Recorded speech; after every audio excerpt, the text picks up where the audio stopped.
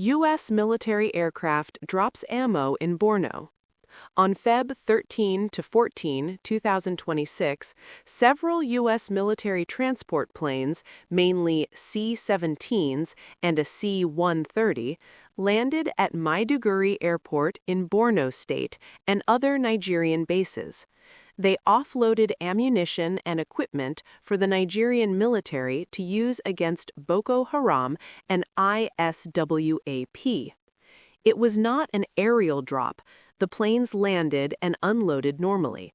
This is part of a new wave of U.S. counterterrorism support that also includes 200 American advisors and trainers, no combat troops. More flights are expected in the coming days.